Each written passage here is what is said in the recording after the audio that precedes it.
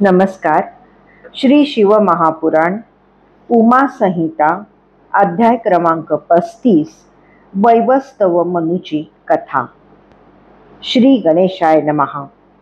सूत म्हणाले, ऋषींनो, आता मी तुम्हाला वैवस्वत मनुची हकीकत सांगतो. महर्षी कश्यपांना दाक्षायणीच्या ठिकाणी विवस्वान म्हणजे सूर्य झाला. त्वष्ट्याची कन्या संज्ञा ही त्याची पत्नी. सूर्यापासून तिला श्राद्ध देव मनु आणि यम व यमुना ही जुळी मुले झाली. संध्या अतिशय सुंदर व कांतिमान होती. सूर्याशी विवाह झालेला असला तरी त्याचे तेज तिला सहन होत नसे, त्यामुळे ती नेहमी दुःखी असे. तिने मायेने आपलेच एक प्रतिरूप तयार केले, तिचं नाव छाया. ती संध्येला म्हणाली, हे शुभानने, मी तुझे कोणते कार्य करू?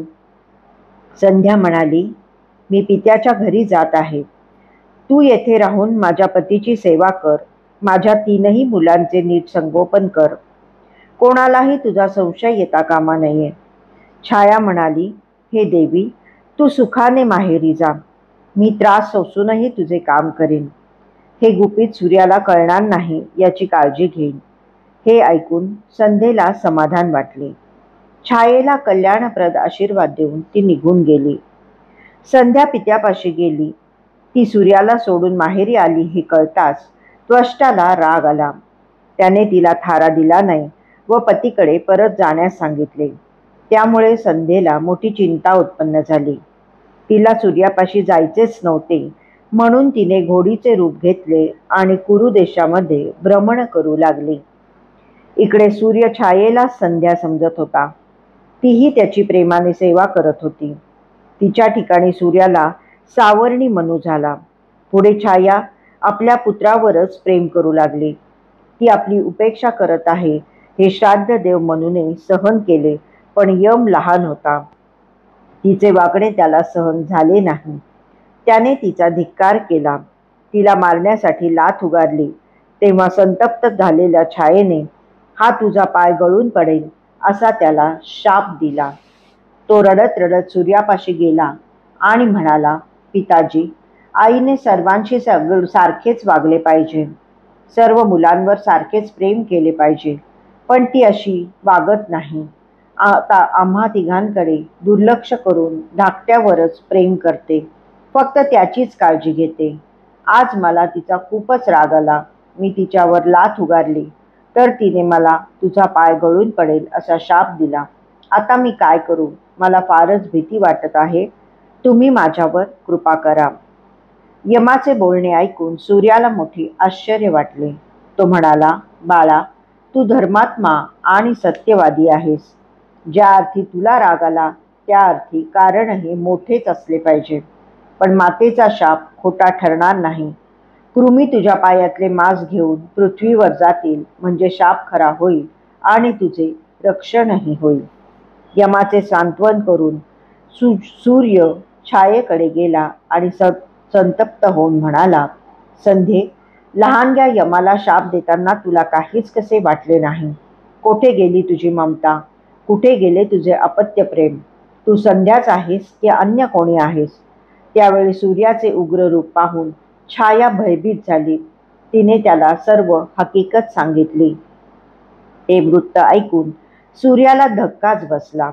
तो त्वरेने त्वष्ट्याच्या घरी गेला व म्हणाला, संध्या कोठे आहे? त्वष्टा म्हणाला, महाराज, संध्येला तुमचे तेज सहन होत नव्हते, म्हणून ती उद्विग्न होऊन येथे आली होती. मी तिला तुमच्याकडे जाण्यास सांगितले. ती येथून निघून गेली. सध्या ती घोडीचे रूप घेऊन एका तृणयुक्त वनात तप करत आहे. तिचेही म्हणणे योग्य आहे याचा तुम्ही विचार करा.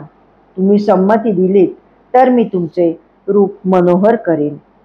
त्वष्ट्याचे बोलणे ऐकून सूर्याचा राग शांत झाला. त्याने अनुमती दिल्यावर त्वष्ट्याने फिरणाऱ्या यंत्रावर घालून त्याला अपेक्षित आकार दिला. त्याचे सर्व तेज सर्व बाजूंनी कापून काढले. त्या उर्वरित तेजाने सूर्य फारच मनोहर दिसू लागला. त्याने अंतर्दृष्टीने संध्येला पाहिले. ती योग साधनेत निमग्न असून कोणालाही दिसत नाही हे त्याच्या लक्षात आले. त्याचे चित्त प्रसन्न झाले. तो तिला पाहून मुग्ध झाला. तिच्याशी सहवास करण्याच्या इच्छेने अश्वरूप घेऊन तिच्यापाशी गेला. तेव्हा तो कोणीतरी परपुरुष आहे असे वाटून तिने त्याला जवळ येऊ दिले नाही. त्या समयी सूर्याचे वीर्य तिच्या नासिकेवर आपटून 2 खंड होऊन खाली पडले. त्यापासून नासत्य आणि दस्त्र हे 2 अश्विनी कुमार उत्पन्न झाले. सूर्याचे मूळ रूपात प्रकट होऊन त्या दोघांना दर्शन दिले. त्याचे उत्तम रूप पाहून संध्येला आनंद गगनात मावेना. तीही मूळ रूपात प्रकट झाली. मग सूर्याबरोबर घरी आली.